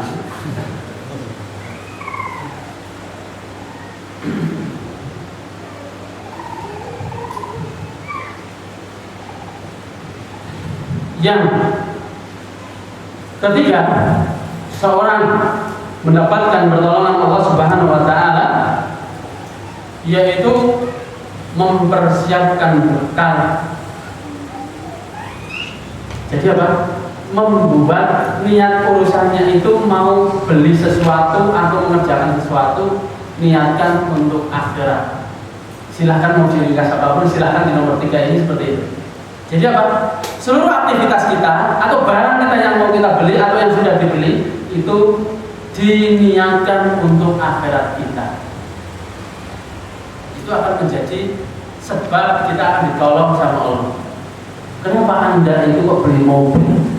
Saya menginginkan kalau di saat ada tetangga saya yang sakit, saya pertama kali orang yang menolong. Kalau enggak, saya sip 2, sip 3, mobilnya yang silahkan dipinjam. Akhirat mogoknya susah. Adapun yang apa? Saya pokoknya bulan ini harus beli, sebabnya apa? 11 sudah manasin saya. Enggak jadi pertolongan Allah. Allah Subhanahu wa taala berfirman di dalam surat Muhammad ayat ke-17, "Walladzina tadaw zadahum hudaw wa atahum taqwahum." Dan orang-orang yang mereka diberikan petunjuk dan ditambahkan petunjuk kepada mereka disebabkan karena ketakwaan mereka. Jadi seorang yang kenapa kok udah lempeng dilempengkan lagi, itu karena ketakwaan masing-masing pribadi kita. Begitu kan Allah Subhanahu wa taala berfirman di dalam surat Maryam ayat 76, "Wa yazilullahu alladziina tadaw huda." Allah Subhanahu wa taala menambahkan kepada orang-orang yang mereka sudah mendapatkan petunjuk dengan petunjuk yang lain. Seorang sudah beramal soleh diberikan amal soleh yang lain untuk mudah mengerjakannya. Ini tanda orang bertakwa. Yang keempat, Rabi'an mulazamatul ulama. Itu apa? Mulazamah kepada ulama, dekat-dekat sama para ustaz, para orang-orang baik. Mulazamah lazim, terus-menerus menjaga diri kita dari teman-teman yang jelek. Silahkan diungkapkan berbeda, pokoknya poinnya sama itu ya Pak. Perkataannya berbeda silahkan, tapi apa? Maksudnya sama gitu. Apa yang ditulis Pak? Kalau antum menulisnya apa? Teman Pak? Dekat dengan para ulama orang baik.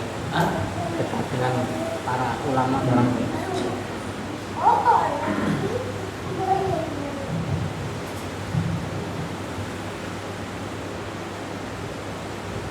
Yajibu ala talibil ilmi an yasta'ina billahi thumma bi ahlil ilmi wa yasta'inu bima katabu fi kutubihim. Nih, bahwasanya seorang bisa mendapatkan pertolongan Allah, seorang bisa mendapatkan ilmu datangnya dari Allah, yaitu pertama adalah an yasta'ina billah, meminta pertolongan kepada Allah Subhanahu wa taala. Iyyaka na'budu wa iyyaka nasta'in.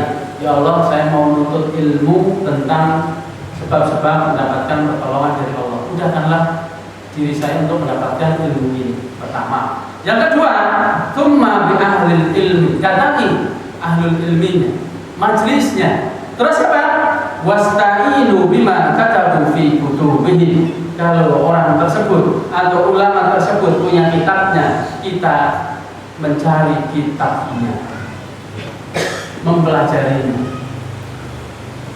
Li'anna al-iqtisara ala mujaradil qira'ati wal mutala'ati yahtaju ila al-waqti tawilin bi khilafin man jalasa ila 'alimin yubayyinu lahu wa yashrahu lahu wa yunayiru lahu tariq wa anna al-aqulu innahu yudrikul ilma illa bitalaqi minasy masyayikh.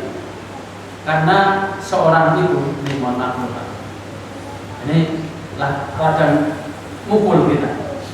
Karena seorang itu di saat menuntut ilmunya tidak mau apa? Membawa panduannya. Itu apa? Dia akan membuang waktunya sia-sia. Itu apa? Yang seharusnya ditempuh harusnya 1 tahun, karena tidak membawa panduannya apa? Ditempuh sampai 5 tahun 10 tahun. Gak paham. Sebabnya apa? Syekhnya membaca, menerangkan, tulisannya bagaimana ya? Nah, tapi berbeda dengan kita ini apa? Membawa apa? Misal kayak tafsir minimal bawa Al-Quran. Ini loh, dicek ayatnya ini. Nah, dicek seperti ini. Nah, itulah 4 poin-poin penting yang menjadikan diri kita akan mendapatkan pertolongan dari Allah Subhanahu wa taala, dan semuanya saling berkaitan, tidak mungkin bisa ditinggalkan kecuali apa? Orang tersebut pasti akan gagal mendapatkan pertolongan dari Allah. Seorang bertakwa, tapi apa? Tidak mau menuntut ilmu, tidak disebut bertakwa. Banyak orang mengatakan orang itu luar biasa takwaannya, tapi nggak menuntut ilmu, berarti apa? Nah, begitu juga apa? Seorang menuntut ilmu. Poin nomor 3 apa? Mempersiapkan bekal. Terus begitu juga mempersiapkan bekal. Setelah mendapatkannya, itu apa? Menjaganya dengan jalan apa? Mengamalkannya. Poinnya seperti itu. Terus yang ketiganya, yang keempatnya, yang terakhir, di saat kita mempersiapkan bekal dan mengamalkan ilmu kita, salah satunya dengan menjaganya ialah banyak bergaul sama orang-orang soleh, orang-orang baik, orang-orang ahli ilmi. Kita menuntut ilmu, terus apa? Banyak bergaul dengan orang-orang jelek. Kita ini lama-lama jadi jelek. Karena kita ini bukan ulama bukan kita. Kalau ulama datang ke pemukiman atau ke tempat yang banyak kejelekan, mereka mau ngecat, mau mewarnai, bukan terwarnai. Makanya apa? Bisa apa? Akhi, antum apa?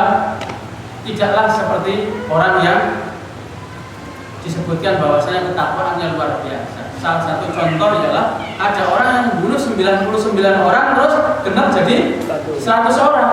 Sebabnya apa? Karena lingkungan.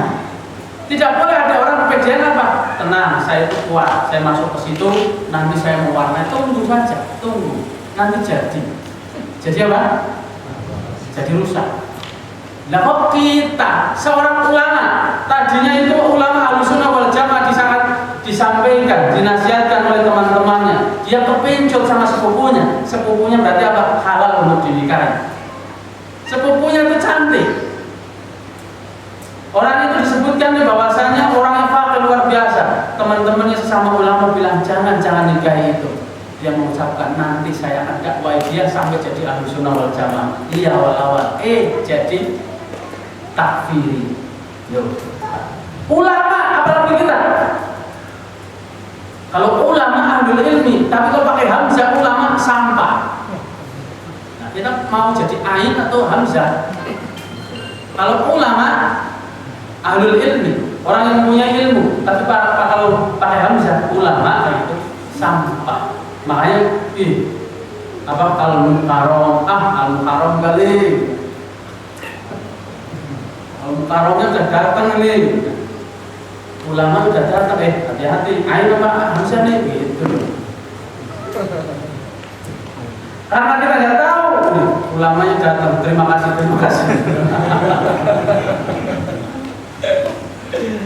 Kita cukupkan sampai di sini. Semoga tidak puas, ya Pak. Semoga tidak puas. Kalau puas ya, silahkan mudik dengan kendaraan mewah. Silahkan, ada yang tanya?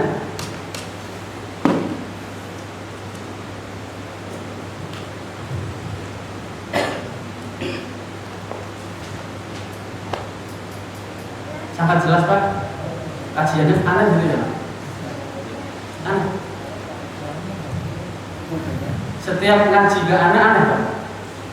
Aneh Pak Dwi. Ya ngaji aneh. Kalau ngaji ke aneh. Aneh Pak, aneh Pak. Aneh Pak. Aneh enggak penyampaiannya? Enggak kan? Silakan bertanya. Ya. Saya mau tanya, seandainya ada orang yang sering berbuat maksiat, tetapi kehidupannya itu sebenarnya enak, secara duniawi, apakah itu juga termasuk pertolongan dari Allah atau bagaimana? Itu bentuk istidrak dari Allah Subhanahu wa Ta'ala. Saya ambilkan dari bahasa Solo dan Jogja, dilulu, diulur. Ya. Saya ambilkan dari negara saya, dijor.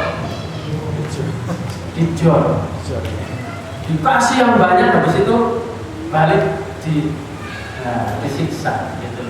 Ya terus kayak anak kita ini masuk deh, nanti masuk lagi lama-lama udah terus gitu loh. Pas giliran masuk, nah itu kayak gitulah istidrak itu seperti itu. Jadi itu bukan disayang, tapi apa? Sama sekali tidak disayang, biar tambah pedih siksaannya. Terus apa? Jin yang seperti itu dia tambah belagu kepada makhluk lainnya. Saya nggak sholat aja bisa seperti ini loh. Nah, kalau sholat itu memberi kekayaan, satu blok ini jadi masjid. Lah setiap pulang sholat rezekinya nambah. Digosok semua jadi masjid, ini lebaran terus. Karena orang pengennya sholat semua kok, ya kan? Seperti itu. Nah, ngapain sholat? Yang itu yang sholat biasa. Nah, suruh jadi apa? Kayak apa? Habis mandi kok masih utuh? Lah kalau copot ya mati. Kok telinganya masih utuh? Yang lain?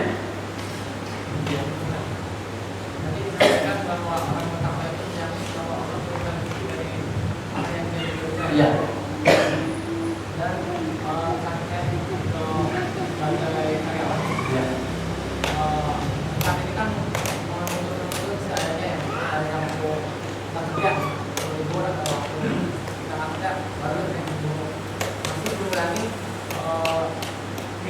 meninggalkan pekerjaan yang sekarang itu atau kita bisa menuntut ilmu lebih banyak gitu. Apakah kita ini sebagai orang yang bertakwa atau tidak? Jadi kan ketakwaan itu ada kamil takwa, at-taqwa, naqsut taqwa. Nah, kita ini bagian yang mana? Gitu. Jadi ketakwaan itu ada 3 tingkatan. Ketakwaan yang sempurna, terus nomor 2 ketakwaan, nomor 3-nya ketakwaan yang kurang. Nah, semoga kita ini di saat kita bisa ngajinya di saat libur, ya termasuk poin nomor 2. Poin nomor 2, orang yang bertakwa. Adapun yang anak sampaikan ini adalah apa? Takwa yang sempurna. Jadi Sudah berusaha, saya pakai fattaqullaha mastata'tum. Nah, kalau kita ini sudah dapat waktu segitu, ya jangan sampai ditinggalkan gitu loh. Sudah kita ini, sudah kita ini hasil dari libur. Jadi apa, kalau libur itu ya mencari ketakwaan, tidak boleh mencari dunia lagi. Sampai ziarah, sampai silaturahmi itu mencari ketakwaan, bukan cari dunia. Jadi kita ini pengennya sempurna atau tidak sempurna? Sempurna kan?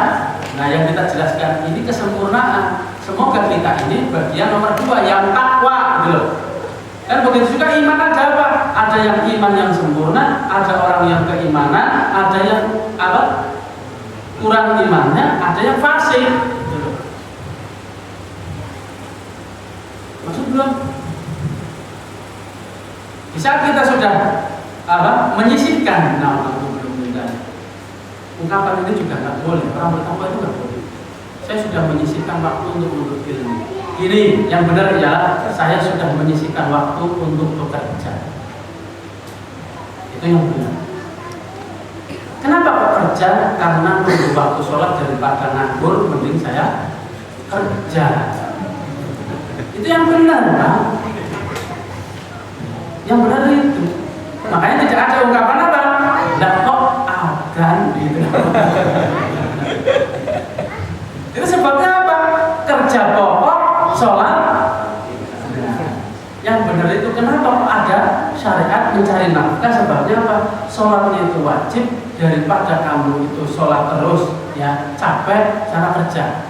Buat nanti peralatan beli alat sholat gitu. Terus apa? Habis zuhur nunggu asar lumayan lama, kerja lagi Pak sampai asar. Nah, senyum gitu loh. Ini senyum senang apa senyum aneh gitu. Lagi? Iya Pak. Golongan ahli kita adalah kedua masalah. Apakah dari golongan mereka yang sekarang ini sampai akhir zaman termasuk ahli kita? Termasuk ahli kita. Termasuk akhir zaman. Sampai akhir zaman. Kalau dikatakan bahwasanya sekarang ini tambah melenceng, zaman Nabi itu udah melenceng. Gitu.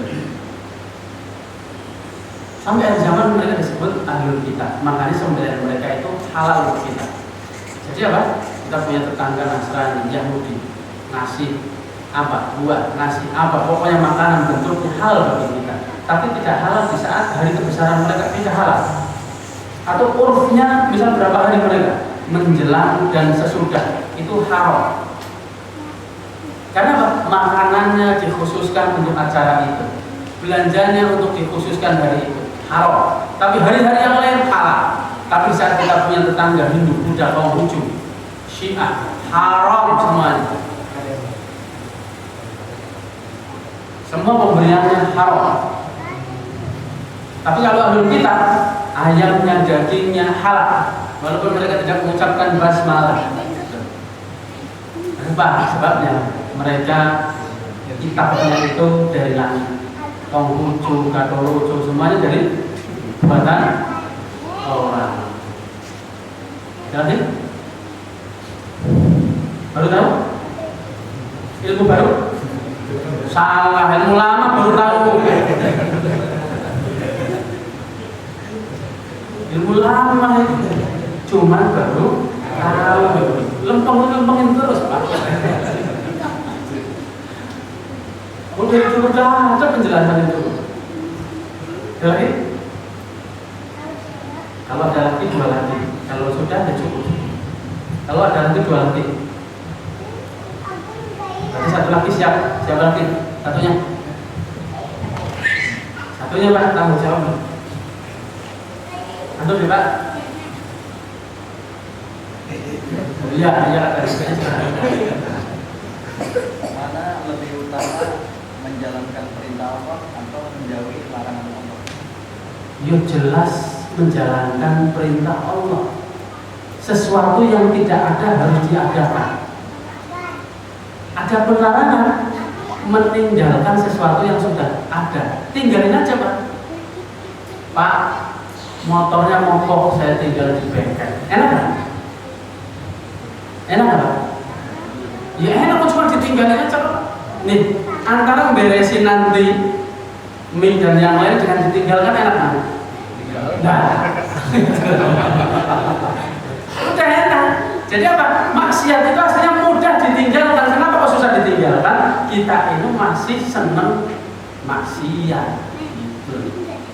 Nah begitu juga tadi saya ingat bahwasanya nusibu huflatan katsiratan bisababi dunubina. Kama qala Syekh Sa'ad bin Nasir Asad, bahwasanya kenapa kita ini mudah lalai, mudah lupa, mudah ini sebabnya karena dosa kita.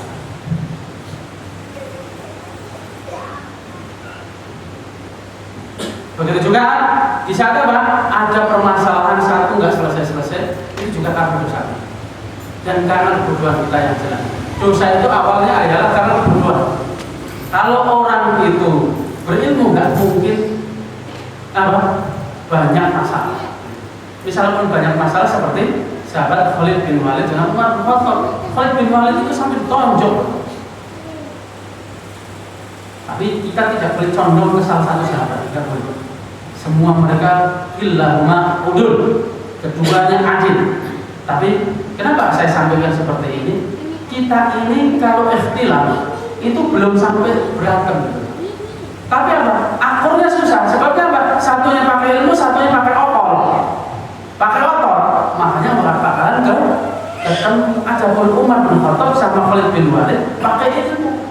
Sampai-sampai ada yang datang ke Khalid bin Walid ngajak koalisi untuk memusuhi Umar bin Khattab, gak mau.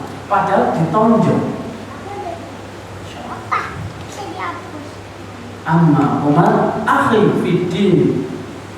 Adapun Umar saudara di dalam Islam. Amma amrukum au mas'alatukum wa mas'alatuhu maksituman. Adapun masalahmu dengan masalahnya, ya urusan kalian berdua, jangan ngajak-ngajak saya. Jadi apa? Ada orang yang dengar Umar bin Khattab sama Khalid bin Walid ini gak akur, tidak tahu Umar itu kayak gini ya benar. Nah gitu loh. Tujuannya apa? Biar mau ini. Malah Khalid bin Walid gak mau. Adapun Umar itu saudara saya, jangan jelek-jelekin. Ada seperti itu? Ada seperti itu? Kebenaran yuk. Makanya siapa yang menjalankan sunnahnya Khalid bin Walid dan Umar bin Khattab dimenangkan sama Allah walaupun sendirian. Misalnya ini, benar kayak gini. Hati-hati kalau ngomong, itu saudara saya. Adapun kamu punya urusan sama dia, ya sana sendiri, selesaikan sendiri. Nah, itu mengikuti para sahabat. Tapi kalau di saat ada yang ngajak koalisi, ayo, mesti kayak gini, itu sunnahnya syaitan, sunnahnya Yahudi. Ya, Pak. Oh, bertanya Pak, bertanya awas.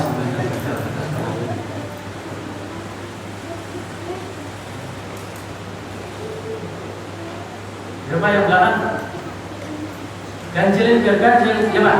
Ya udah. Tadi disampaikan bahwa umat Muslim harus berjalan dengan ilmu ya Pak. Iya. Pertanyakan sebatas mana kita harus bisa menguasai ilmu tersebut. Iya. Maka ibaratnya kita aja menulis saja bingung mau ngapain apa lagi. Jadi Bagaimana pada sebatas mana? Sebatas mana tadi? sebatas apa kita menguasai? Iya. Sebatas yang diperintahkan oleh Allah yang wajib. Itu wajib dikuasai. Sholat 5 waktu wajib dikuasai. Tapi misalnya apa? Saya mempelajari antara alif lam ini dengan alif lam ini maksudnya apa? Gak wajib. Gak wajib. Begitu juga apa? Kita mempelajari keutamaan tahajud, gak wajib.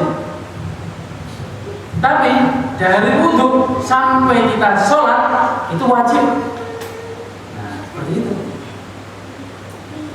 Jadi thalabul ilmi faridatun ala kulli muslim, ditekankan ialah yang diperintahkan oleh Allah dan Rasulullah SAW, yaitulah yang kita tuntut. Di saat materinya apa? Kita ini jauh masih menjalankannya, pilihlah yang jelas, kita akan segera menjalankannya. Jangan ilmu itu disimpan, tidak, karena ilmu itu kan cepat hilang kalau disimpan. Gitu. Tapi yang besok saya butuh, malam ini kita cari, besoknya langsung beramal, cepat ya? Cepat. Terus apa? Zakat fitri wajib tidak? Kita wajib tahu. Menjaga keluarga wajib tidak? Wajib. Berbakti kepada orang tua wajib tidak? Ya, itu dicari. Nah, sebatas apa? Yang wajib.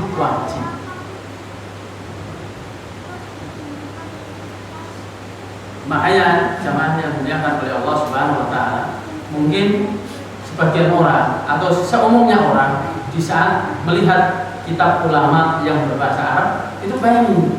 Tapi apa? Ada orang yang tingkatannya wajib, ada orang yang tingkatannya sunnah, ada yang tingkatannya itu apa? Ngikut saja gitu. Semakin seorang itu mengkhususkan diri, maka mentalnya harus semakin khusus. Semakin khusus. Mental jadi operator seperti itu. Mental jadi ke atas lagi, dimarahin dari atasnya lagi, dimarahin dari atasnya lagi, sampai dimarahin dari Jepangnya, kan? Itu harus khusus gitu loh. Tapi di saat jadi operator apa? Dimarahin paling tetangga sendiri, yang jadi leader, yang jadi apa? Jadi seperti itu jamaah yang dimuliakan oleh Allah Subhanahu wa taala. Makanya di saat kita menginjakan sesuatu yang khusus, jangan sampai kita ini apa? Salah dalam bersikap, dalam kita ini mengambil mental. Misal salah satu contoh, seorang pengen sholat tahajud, jangan saya mau ini, itu bukan sesuatu yang wajib. Jadi dipelajari pas kapan? Dipelajari pas 5 waktu sholatnya itu sudah sempurna, sudah menghasilkan, mencegah dari perbuatan keji dan munkar. Setelah itu apa? Sholat tahajud, sholat ba'diyah, qobliyah. Tapi memang kalau para ulama menyebutkan bahwasanya kenapa kok kita dianjurkan untuk sholat sunnah? Sebabnya apa? Kurang sempurna, dikhawatirkan kurang sempurna. Tapi di saat ada orang yang mencukupkan sholat wajib, zikir terus pulang, jangan apa? Ini gimana? Ahlus sunnah kok kayak gitu? Enggak dosa. Jadi apa? Sebatas mana? Ialah sebatas yang wajib. Misalnya apa? Ada daurah tentang waris, enggak wajib. Kita pengen masih hidupnya masih lama. Waris itu kan membahas sesuatu yang sudah mati. Makanya di saat apa? Saya ini mau dapat warisan, padahal bapaknya masih hidup, narik bapaknya mati. Itu. Pak, warisannya mana? Kurang ajar kamu ya. Itu bapak itu. Adapun hibah, bukan hibah, itu wajib rata, laki-laki perempuan sama. Kasih rumah semua, kasih motor semua. Kalau warisan nunggu bapaknya mati, baru apa? Dibagi, beda. Makanya di saat dikasih di saat hidup tidak boleh, ini warisan bapak saya di saat dulu pas hidup, itu bukan warisan. Pemberian harus sama. Kamu anak bontot nih rumah, misal Solo itu kayak gitu. Bukan ya, tempat saya itu. Kalau di Solo rakil katanya, yang paling kecil itu yang dikasih. Salah, kalau kasih semua enggak semua. Sebabnya orang tuanya masih hidup. Jadi pahami Pak? Yang bertanya sebatas mana? Jadi pahami Pak? Itu kenapa? Untuk melakukan sesuatu kan itu pasti ada dalil. Apakah kita harus hafal dengan dalil? Karena banyak sering mempertanyakan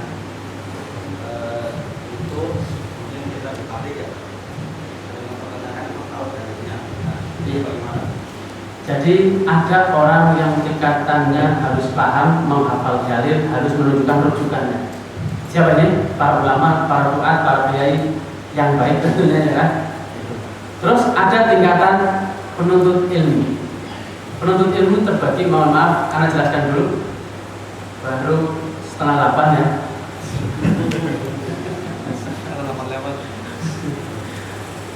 Jadi apa? Perlu kita ketahui manusia itu terbagi menjadi 3, minimal 3. Yang pertama para ulama, ahlul ilmi. Siapa ini? Yang tadi menghafal dalil, memahami dalil, mutolaah dalil, meneliti dalil. Terus yang kedua penuntut ilmu. Penuntut ilmu itu terbagi menjadi 2 lagi. Penuntut ilmu khas, penuntut ilmu am. Penuntut ilmu khusus, penuntut ilmu umum. Nah, penuntut ilmu khusus biasanya apa? Boleh meneliti dalil, boleh menghafal dalil, tapi tidak boleh sampai mengatakan kesimpulan seperti ini. Tidak boleh. Jadi apa? Dia punya hak, punya kewajiban menghafal, memahami, meneliti, tapi tidak boleh menyimpulkan. Nah, menyimpulkannya nyontek dari para ulama. Itu penuntut ilmu khusus. Dipahamkan? Mulai tingkat tinggi ngomong ini. Terus penuntut ilmu am. Mohon maaf, bukan lagi lain ya Pak. Ya seperti ini, penuntut ilmu am. Itu apa? Di saat apa? Misal tadi apa? Di dalam surat Al-Hujurat ayat ke-6.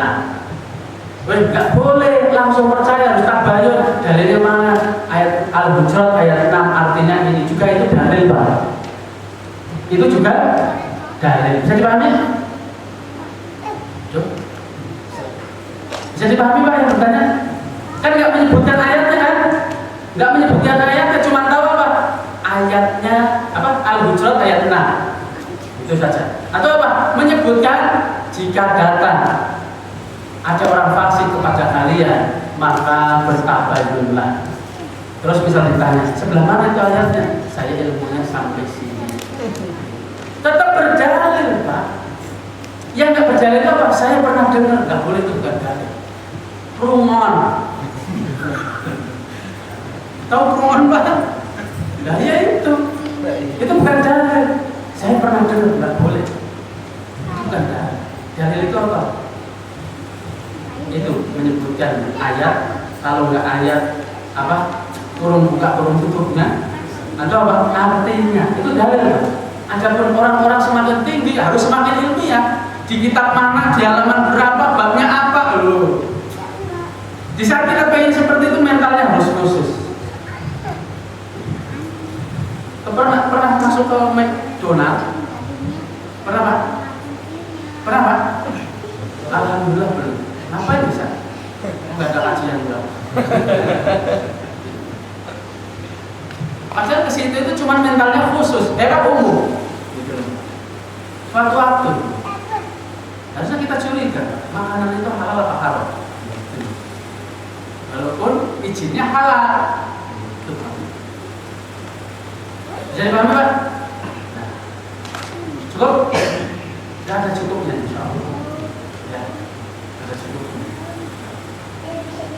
Mohon ya nantinya kajian tafsir ialah umum, ikhwan akhwat. Karena apa?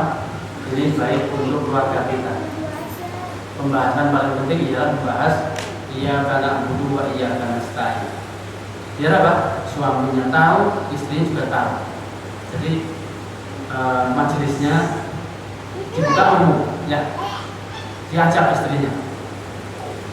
Nanti tanyanya Pak Kasihan taruh di mana nggak tahu, pokoknya tanya Pak Kasihan. Karena mintanya seperti itu, pokoknya jadi kajian umum, jangan jadi Pak Kasihan khusus seperti ini. Jadi di saat nanti pulang ke rumah, pemahaman bukan Pak, pemahamannya yang benar kayak gini gitu. Kalau ke rumah, paham nggak paham, pokoknya itu gitu. Maksudnya, pokoknya mulai bulan besok sekarang tafsirnya jadi mereka juga butuh ngaji Pak. Butuh ngaji. Emang kita siapa bisa nerangin lampu bukan? Jadi lampu dulu baru nerangi gitu ya Pak. Saling menguatkan yang ada itu. Ya. Nanti kalau punya kesempatan juga anak mau bawa keluarga. Jadi seperti itu penyampaiannya pekan kedua. malam Senin itu tafsirnya umum ya. Allahumma as'aluka al-huda wat-tuqa wal-afafa wal-ghina. Subhanakallahumma wa bihamdika asyhadu an la ilaha illa anta astaghfiruka wa atubu ilaik. Wassalamu alaikum warahmatullahi wabarakatuh.